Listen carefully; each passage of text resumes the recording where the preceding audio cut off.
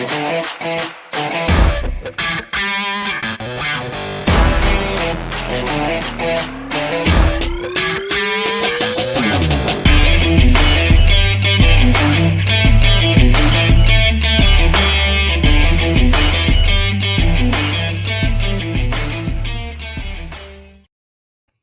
friends. Welcome back to Live at the Roxy on this Memorial Day of 2021. Today is Monday, May 31st. And we got a few things to talk about today, but I want to make sure up top we talk about remembering all the people who have fought for this country and lost their lives for it. I know that oftentimes we thank the troops, and oftentimes we thank our relatives like myself, such as my papo, but this is for the people who we cannot thank in person anymore because they gave their lives for this country. And that is something that definitely is worth us acknowledging, remembering, and feeling grateful for. I do want everybody who does join us today, and I'll mention this a couple times throughout the show, in the chat, in the Streamlabs, in the super chat, in the comments afterwards, to think about, and if you're okay with it, maybe share one thing that you feel you might not have without our troops, and one thing that you're grateful for, something that you feel like would not be the same, something that wouldn't be a joy in your life or a privilege of yours if it wasn't for not just our veterans, but the veterans who gave their life for you and for us. And I would love to hear some of those things that you guys feel grateful for today, as we do honor and respect and appreciate those who fought for this country and did not make it.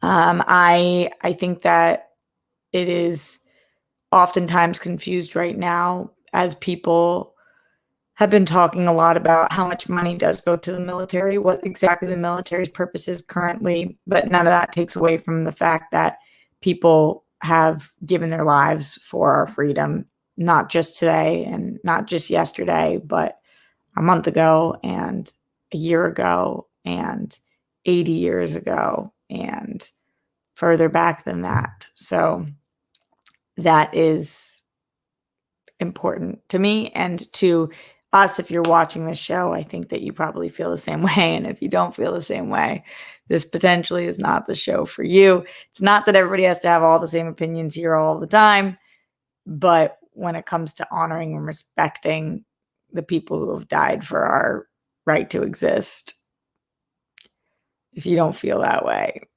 that's a big you problem. I woke up this morning, I was going through Twitter, and I did see a very prominent figure that tweeted and said, "Fuck your Memorial Day." And I was just looking at it like, what is wrong with people? What the fuck is wrong with some people? There's nothing that's objective anymore. And there's nothing that we can say that somebody won't say something along those lines. But if you are a veteran and you are in here, we appreciate your service. If you are somebody who knows a veteran who is still around, we appreciate their service. But again, today is about the ones that we have lost. We also have other things that I want to talk about on the show today. Naomi Osaka, who is withdrawing from the French Open. Kind of a wild story that's going on there. I know that we briefly touched upon this on the World Girls last night, but she hadn't withdrawn at the time. And as I've been looking more into this, I wanted to make sure that we touched on this. Then what happened with Kyrie in Boston, I know that this is not always a sports-heavy show, but between Naomi and Kyrie, I really wanted to talk about sports a little bit today because there was the Kyrie stepping on Lucky, but that's not the relevant part as much as the fan throwing a water bottle at him and KD and what he had to say after the fact and everything that took place there. So breaking that down. And then A Quiet Place 2 for some fuck yeah news is crushing. It's crushing. I love that fucking movie. I'm so excited that we are post-quarantine enough that movie is doing as well as it is. And anything else that we're going to talk about today is going to come from you guys. So questions, comments, concerns, streamlabs.com/Roxy Stryer.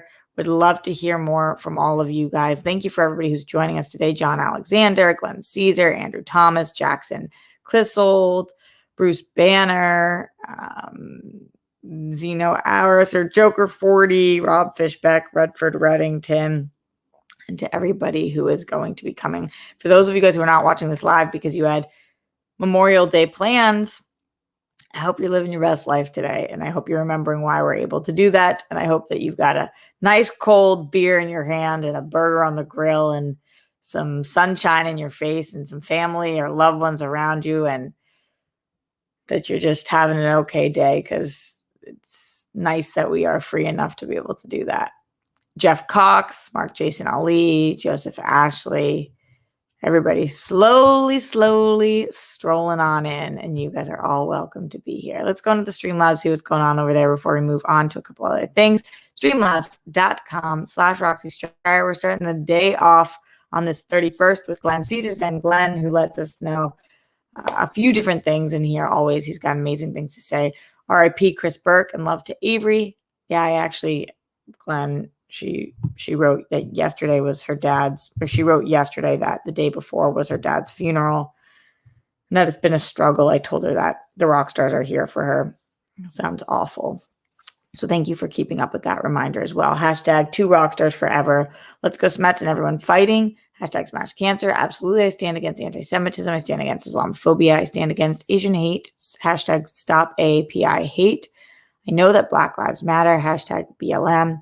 Miles Cosgrove, Brett Hankison, Jonathan Mattingly, arrest the cops who killed Breonna Taylor, all 3 of them for killing Breonna Taylor. Hope today is the day. Justice for all the people who've lost their lives due to excessive force. Hashtag say their names. Respect to those who have served and are no longer with us.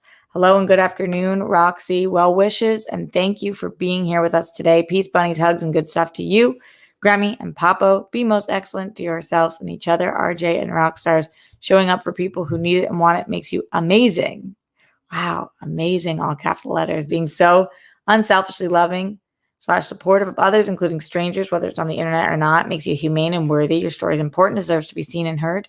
Cheers to fuck yeah news, love, and laughter for us all in each of our days, our weeks, our months, and even our years. I hope that you and each of us can find what it is that brings us joy and then do it whenever, wherever we can and lose ourselves in it. See, now I'm just milking the Shakira voice. I hope that too. I really hope that too. Things that bring us joy are very important, and many of those things we would not have without the troops of our past. So shout out to all of them. Just keep bringing it back to that today. I'm just thinking about that.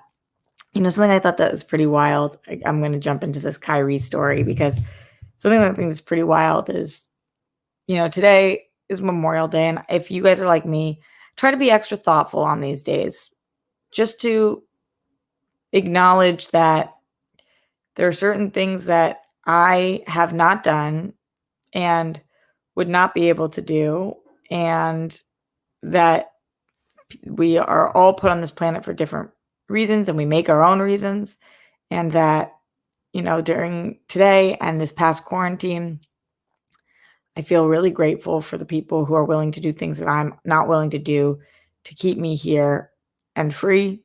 There's a lot of things wrong with this country, a lot, but we do get a lot right as well. And freedom is certainly one of those, at least to the extent that we have it.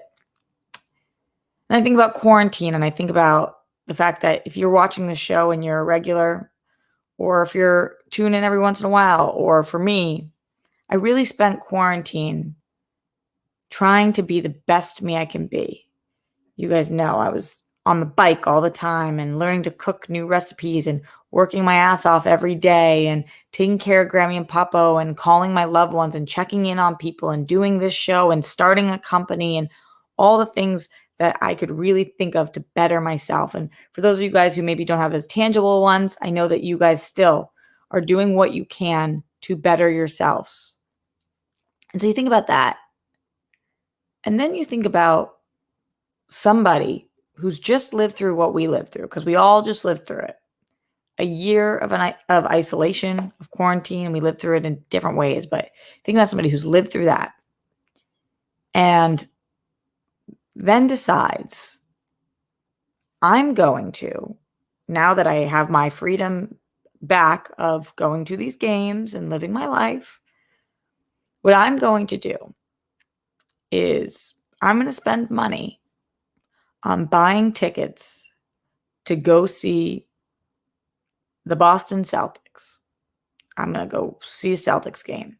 It's a big paycheck, but I'm going to do it. And I'm going to do it for this reason, because this must have been premeditated. This has nothing to do with what Kyrie did at the center of the court. He premeditated it, I'm sure. He gets there and he knows, this is my purpose in life. I'm going to get to the Boston Celtics game.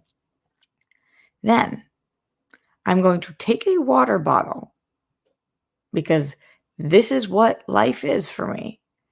I'm going to throw that water bottle at a professional athlete who I don't know, who I have no idea. I don't know him personally. I know that he told Boston that he was planning on staying and then he didn't. And I am mad at that, because it's my right to make the decisions what he does with his life. And I'm going to take that water bottle and attempt to end his career by chucking it as hard as I can at his head. And I don't care what the consequences are. I've seen people do way less, get banned indefinitely from the Garden. So I don't care what the consequences are. This is my calling. Imagine spending this last year thinking that.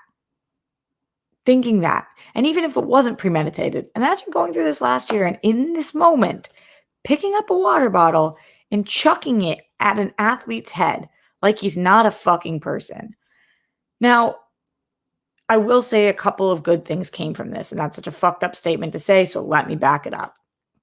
Number one, as Stephen A. Smith said, what was really nice to see in Boston was everybody turn on this guy.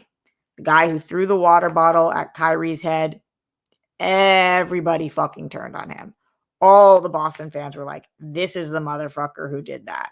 There was a lot of talk leading up to this about Boston being one of the more racist cities to play in, coming from Kyrie.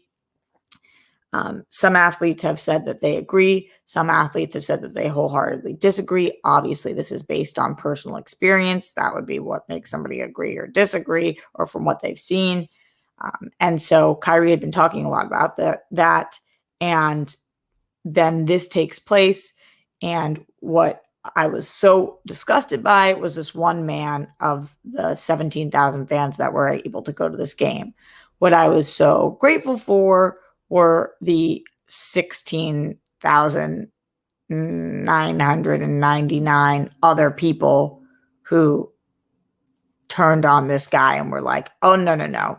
You don't speak for our city. That is not how we fucking feel. We are not going to protect you. You're going down, you fuck.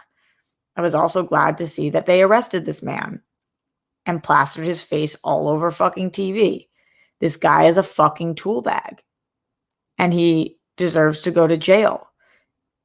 That is attempted assault with, I don't know if you call a water bottle a deadly weapon, but this was a full ass fucking water bottle.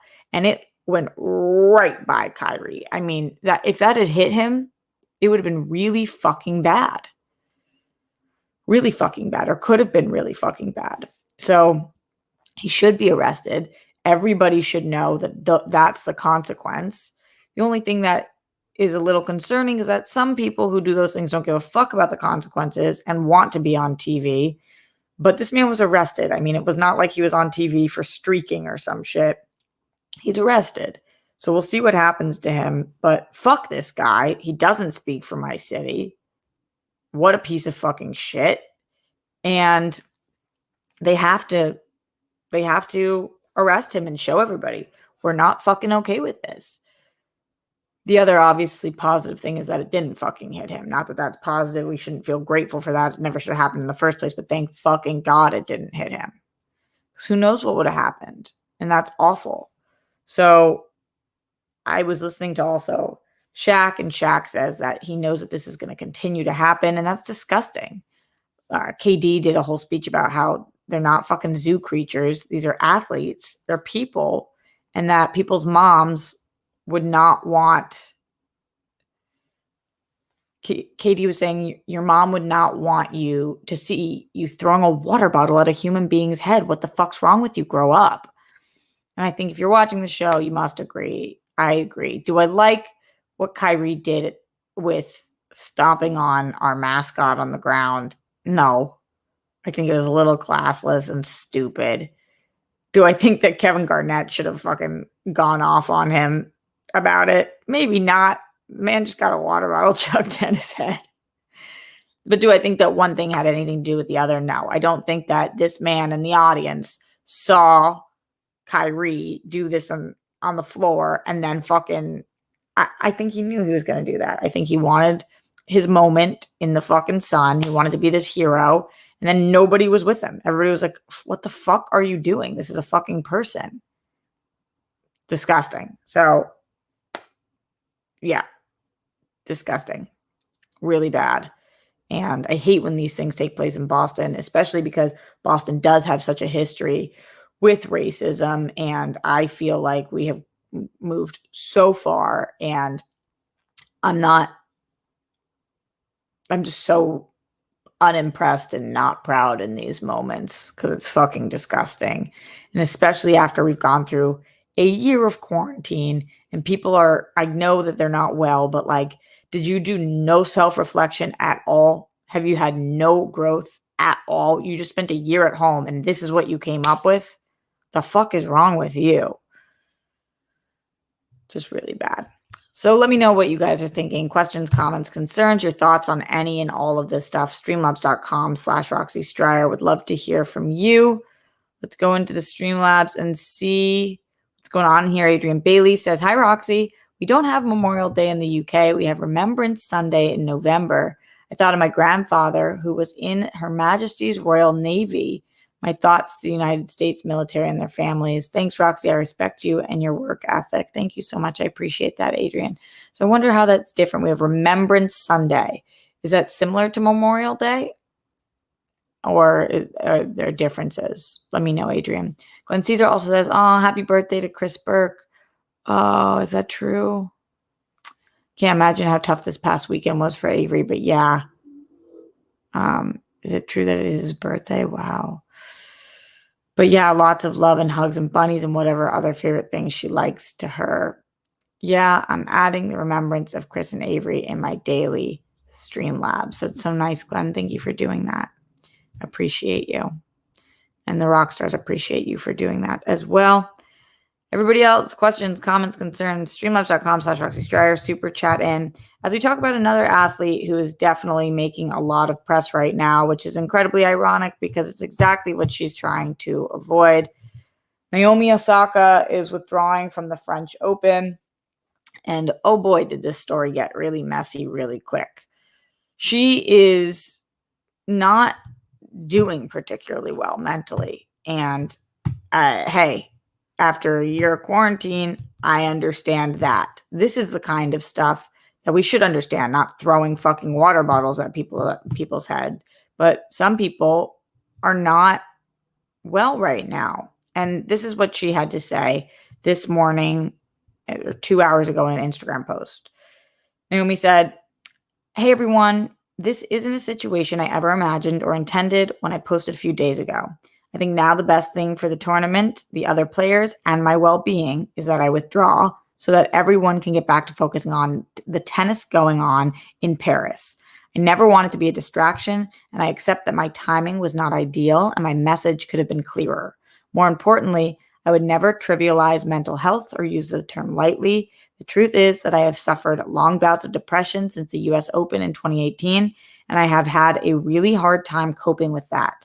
Anyone that knows me knows I'm introverted, and anyone that has seen me at tournaments will notice that I'm often wearing headphones, as that helps dull my social anxiety. Though the tennis press has always been kind to me, and I want to apologize especially to all the cool journalists who I may have hurt, I am not a natural public speaker, and I get huge waves of anxiety before I speak to the world's media. I get really nervous, and find it stressful to always try to engage and give you the best answers I can. So here in Paris, I was already feeling vulnerable and anxious, so I thought it was better to exercise self-care and skip these press conferences. I announced it preemptively because I do feel like the rules are quite outdated in parts, and I wanted to highlight that. I wrote privately to the tournament apologizing and saying that I'd be more than happy to speak with them after the tournament as the slams are intense. I'm going to take some time away from the court now, but when the time is right, I really want to work with the tour to discuss ways we can make things better for the players, press, and fans. Anyways, hope you are all doing well and staying safe. Love you guys. I'll see you when I see you. And then the caption on this is just a heart. So, this is tough because of a couple of things. And I talked about this on the World Girls last night. To play devil's advocate on this situation as somebody who is nowhere near the level of fame as she is, but has had a lot of contract jobs. One of the things when you commit to something for work is the things that happen around it. So if you are in a movie, in your contract, there will be things about the press tour. If you are a tennis player, there will be things about the press tour. So contractually speaking, she might be, and it sounds like she was, obligated to do this. And you are not in contract allowed to pick and choose what parts of your job you want to do or don't want to do. What she is allowed to do is not do the job in general, which is clearly the decision that she's made here, which feels like, as she stated, a really outdated policy of theirs, considering we do have more awareness of mental health practices now and issues now. We are not living in a time where we're not aware of any of these things. And to force somebody to do press for this when she is saying that it is not okay for her mental health, it's not, it doesn't jeopardize the integrity of the game or anything along those lines. It's not okay for her to force them to do it. Seems like a really fucking outdated practice, but it is currently what the contract states. So what I'm really happy about with this, finding the silver lining, is of course that this will bring awareness to a situation that didn't have much awareness on it previously, or if it did, it was only a certain group of people. Now this is bringing a larger group of people to the light and see what's happening here. And usually that sparks change. She said she wants to work with the organization, and I think that that's exactly what she should do. I think that it can be incredibly overwhelming when all of a sudden you receive such a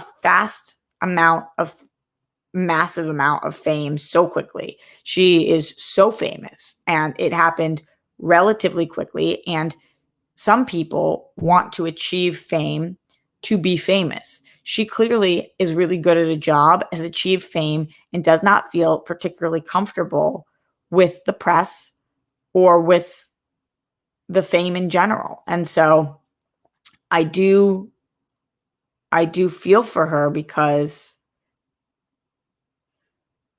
it's hard when this is not, when she was growing up, I'm sure she was a tennis player, and what you aren't trained to do is think about all the things surrounding it. Think about all the stuff that you have to do that isn't part of the game.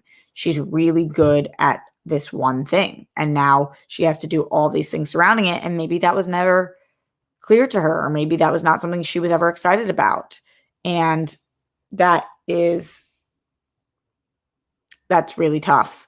I think that I've been watching a lot of interviews on this. I watched the Tennis Channel on this, and something that I really didn't appreciate was a couple of the male hosts saying that we thought she was mentally strong, and clearly she is mentally very weak. Just like that. Just to be clear, saying that something is not good for your mental health and that you need to take care of your mental health does not make you mentally weak. It makes you mentally aware. And for her to do this preemptively, knowing that it's costing her the French Open, but that's what she needs to do in order to wake up in the morning, in order to be okay. What part of that is weakness? To me, that is strength. And so these media outlets who are saying, wow, we feel so bad for her because of how mentally weak she is. I don't see weakness here. I see strength. I see a woman who is putting herself before and her mental health before her finances, before her fame, before anything else. And I'm really impressed by what she's doing. I understand, though, the business side of this. And so that when I say I'm playing devil's advocate on that part, the only thing I'm saying is, there's parts of contracts that I fucking hate all the time. Like when I'm in contract and they tell me I can't change my hair. Obviously, that is such a different thing than this. I'm just saying there are parts of each of our contracts and our jobs that probably we would not prefer. Now, this is taking it to the next level where it's not that she does not prefer it. It's that she is saying it's putting her at risk and that she deals with extreme depression. And just like in a way where if somebody is physically injured, sometimes they need to take a step back. I'm glad that she's taking the space that she needs. And I don't know how long that will be. None of us do. But that's why she said, I'll see you when I see you. It's not I'm gone forever. It's I need to take a step back and deal with what's going on, which is not a weakness. It's something that she knows about herself. And I think that this is exactly what she needs to do for her. I think she could not have phrased this part any better or clearer in her Instagram post. I think that she was respectful and kind and committed to herself and her journey that she's on right now. So I think that she is a fucking badass. And I think she has, the people who are in here saying that she's been treated well by the press, people saying she has not been treated well by the press. This is more about her and her journey than it is about any other one individual. And this is about her feelings and how her mind is. So all of that, let me know what you guys think. Do you think she should have dropped out? Do you think she shouldn't have dropped out? Do you think that the rules need to be changed and that this is an antiquated system? Do you think that this will be the thing to bring the change? Let me know, streamlabs.com/Roxy Stryer. Glenn Caesar said that I had said that it was his birthday. If I said that, I misspoke. I don't think I did, but if I said that I misspoke, it was his funeral. It was his funeral a couple days ago. Adrian Bailey in the streamlabs.com/Roxy Stryer says, hi, Roxy. Yeah, Remembrance Sunday is basically the same as Memorial Day. It's just colder. My grandfather was in World War II. He died in February 2009. My uncle was in the Royal Navy too. He on board the HMS Hermes during the Falklands War in 1982. I don't know what that is. Adrian, I'm sorry for my ignorance here. He says, thanks. But I certainly know all about World War II. Wow, it's 11 years since your grandpa died. I'm sorry to hear that. Let me know what it means he died. He was on board of the HMS Hermes. I don't know what that is. In the Navy, so a ship. Christian Hardesty in the streamlabs.com/Roxy Stryer says, hey, Roxy. Remembering my brothers and sisters who were no longer with us and today and always, happy Memorial Day. Semper Fidelis. Is that Latin? You let me know. And yes, thank you, Christian Hardesty, for your support here. You are incredible, and I appreciate you. And I always have such a weird time saying happy Memorial Day. I know it's kind of just like a turn of phrase that everybody says, but I just have a weird time with it. Oh, Hitman Hudson says HMS stands for Her Majesty's Ship. Oh, I'm so not British sometimes, even though I have so many British friends. I wish I could adopt more of their British qualities because I love my Brits. They're so freaking great.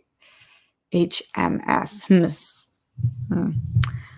Any other questions, comments, concerns? Streamlabs.com/Roxy Stryer. Super chat in as well. Thank you to everybody who is in here with us. Nancy Rodriguez, Hitman Hudson, Andrew Thomas, Patrick Glanville, Jake Yacovetta, Sally Mercedes, Redford Reddington, Glenn Caesar, Legoland, John Bainbridge, all of you guys that are joining, Lloyd Nance, Adam Rodriguez, J Rad 410, Chris McGovern, Matthew W., Juan DeMarco, I really appreciate you guys being in here. Semper Fidelis is the Marine Corps motto. Oh, Latin for always faithful. That makes sense. Lauren says, I'm late, but I'm here. Better late than never. ZB, thank you. Shane, coach. I always butcher that. Koch. Yeah. Oh, and Mark got his first shot today. Congratulations, Mark. Happy to hear that for you. Let us know how it's going. Hopefully you feel okay. Which one did you get? That seems to be like the most popular question. Thinking about all the phrases this year that like you never would have known in previous years. Like who would have ever thought we'd be asking each other which kind of the vaccination you got? Bizarre. Let's talk about A Quiet Place 2, and then any other things that you guys want to talk about on this Memorial Day before we get out of here for A Quiet Place 2. I'm just so happy for it. I think that sequels are always hard. Horror movie sequels are hard. Movies that are coming out of quarantine are hard. Everything about this was like the little engine that could, and I thought that this movie was just so freaking phenomenal that I'm stoked to see that. So does almost everybody else. The first review I read was Flash Film. They didn't like it. And I was like, oh no. And then from there on out, I've only seen really positive things. This movie is doing very, very well. And I am just on cloud nine for it. Quiet Place 2 makes serious Memorial Day noise with $48.4 million 3-day bow. Cruella is solid in second with $21.3 million. This is an article coming from Box Office Mojo that says Hollywood is finally back in business and not a moment too soon after 14 long months of darkened marquees and skittish moviegoers who opted to stay home and stream due to COVID-19. Memorial Day weekend arrived just in the nick of time. Yeah. In normal years, the holiday, which unofficially kicks off summer, has provided Hollywood with one of its biggest and busiest periods of the calendar. But the past year has been anything but normal, and few knew what to expect coming into the long weekend. Well, it turns out the box office exceeded all industry expectations thanks to the 1-2 blockbuster punch of Paramount's A Quiet Place 2 and Cruella from Disney, which both had stronger than expected debuts. In fact, it was the first weekend in more than a year where the total domestic box office take surpassed $100 million. That just made me so happy because it just shows we are moving forward. We're moving forward, which is what we all effing need. What we don't need to be doing is throwing water bottles at professional athletes. What we do need to be doing is going to the movies and moving forward with life, like normal ass fucking people. Winning the holiday weekend by far was the John Krasinski directed follow-up to 2018 surprise horror hit A Quiet Place. The eagerly anticipated sequel scared up $48.4 million in the 3-day window between Friday and Sunday. Estimates for the PG-13's 4-day film haul put its North American receipts at $58.5 million, with $5 million of that coming from IMAX screens, making it the biggest domestic opening of the pandemic era. Woo-woo. The previous record was Godzilla vs. Kong, which was $32 million, and that was back in March. Obviously, that's not as much as a comparison on these two movies as it is the times that we are in, the more people that have been vaccinated. Although this was a much better movie than Godzilla vs. Kong, but I did love Godzilla vs. Kong. While early industry projections had the Emily Blunt starring sequel landing at $30 million range over its 3 days, Quiet Place 2 easily blew past those predictions and landed in the top spot with plenty of breathing space to spare. I really do feel like this was because of the quality of the movie. I think that no matter what, people are going to go right now because they're just excited to get the fuck out of their houses. But I don't think it would have done this well if this movie wasn't truly, truly phenomenal. It has 91% on Rotten Tomatoes and an A- from Cinema Score. Those are some really fucking solid scores. Now, obviously, there is the part of this that is just like, we're just so excited to see a good movie in theaters that maybe it feels like a great movie, but I don't think that's what it is. I think at any time if this came out, I would have thought this was a truly fucking great movie. It was supposed to come out March 20th of 2020. So it is just wild that this is finally coming out, and it is over a year later, a year and 2 months later. It was one of the first movies to really be affected by COVID. And now it feels like it's kind of come full circle with it being released. So I could not be more excited about this. Coming in second place with Cruella. I mean, this came in second place because it was it's Cruella. So it's a pretty huge movie. I mean, that this placed, but God, you guys know how I feel. Spiral took third place, which I still haven't seen, although I really would like to. In fourth place was Jason Statham's Wrath of Man, which is a movie that I have not even heard of. So that explains that. And Raya and the Last Dragon was in rounding out the top 5 in its 13th week. Wow, it's pretty crazy that it's in the top 5 in its 13th week. But that is just where the industry is right now. Congratulations to A Quiet Place 2. If you have not seen it yet, I think it is more than worth your time. If you're not comfortable going to theaters yet, then hold off on it until you are. Every one of us is going to have to tap in with ourselves and figure out what makes us comfortable. But if you are double vaxxed right now and the theaters are still doing, I think, 25% or 50% capacity, and maybe you go with a loved one, I highly recommend this being therapeutic to your soul as it has been to mine. I am so excited. I am next week seeing In the Heights. Just these movies are coming. I'm seeing Fast 9. A lot of this stuff is just bringing me joy. And that's what I need to see. All right, we are going to get out of here relatively soon because I think a lot of you guys are living your Memorial Day barbecue lives. If you have any more questions, comments, concerns, make sure you Streamlabs them in. Streamlabs.com/Roxy Striar. Keon Burgeon says Wrath of Man is easily Jason's best movie he's ever been in. I'm even including the movie Snatch in that category. Definitely worth checking out. Wow, that's wild. Huh. How come I haven't heard of it? Where have I been? I guess in quarantine. Glenn Caesar in the Streamlab says, Roxy, my apologies. I think I misheard you when you said this past weekend was Chris Burke's funeral. Either way, condolences to Avery and all her family. But happy birthday to Chris anyway, whenever that happens to be. Hashtag not forgotten. Absolutely. That's very sweet, Glenn. I appreciate you saying that. And I do wonder when his birthday is. I bet we could find out by looking at his Instagram. I would be curious. Maybe we can have a little celebration for him. Although, if anything, if Memorial Day teaches us anything, it is that every day should be a little bit of a celebration for each of our lives. So like I talked about at the beginning, I'd love to hear from you guys before we get out of here. What is one thing that you feel grateful to have that you do not believe you would have without our troops and the sacrifices they've given? One thing you feel grateful to have that you would not have without our troops and the sacrifices they have given. I definitely think a lot about World War II and Papo and how he was the only one of his original core group to make it out alive, and how grateful I am to have him based on what everybody else sacrificed to protect him when he was there. Also, that if we did not have American troops, which took us a very long time, but if we did not have American troops fight in World War II, my life as a Jewish woman right now would probably be non-existent. I don't think probably is the right word. I think definitely. Andrew Thomas says, I feel grateful for the right to have our freedom of opinions. That is true. We don't like everybody's opinion all the time. We don't agree with everybody's opinion all the time, but we are allowed to have them. And that is essential in this country. Mark Jason Ali says we wouldn't have life if we lost the war. We would have a very different way of life.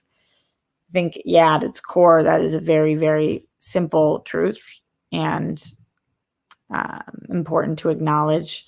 Anybody else who has them, please put them in the chat. Streamlabs, Super Chat. Would love to hear from all of you guys before we do get out of here on this Memorial Day. We will be back tomorrow live at the Roxy. Also, I'll be on SEN tomorrow morning, as I do.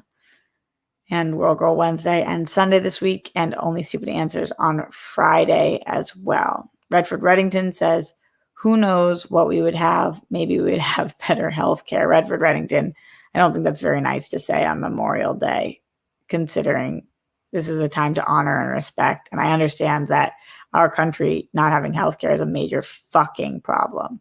But I think that to say that on a day where people have lost their lives for our freedom, I like you a lot, Redford, but I think that this is incredibly, incredibly disrespectful to the troops. Mark Jason Ali says, I'd likely not be here since I am Jewish. I have Jewish heritage and I am not blonde with blue eyes. I'm fake blonde with brown eyes. Still, yeah, I'm with you, Mark. I'm with you.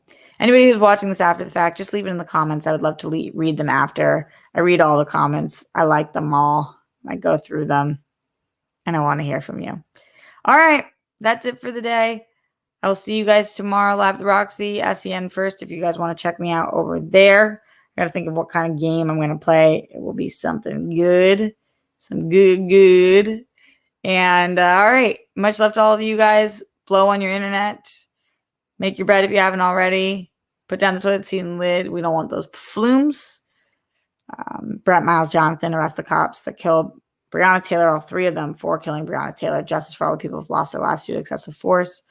Don't trend with the Holocaust. And thank you so much to the people who gave their lives for our lives, for us to be able to live in this country. And enjoy your Memorial Day, everybody. Remember why we get it. And please stay safe, stay sane. I'll see you guys tomorrow.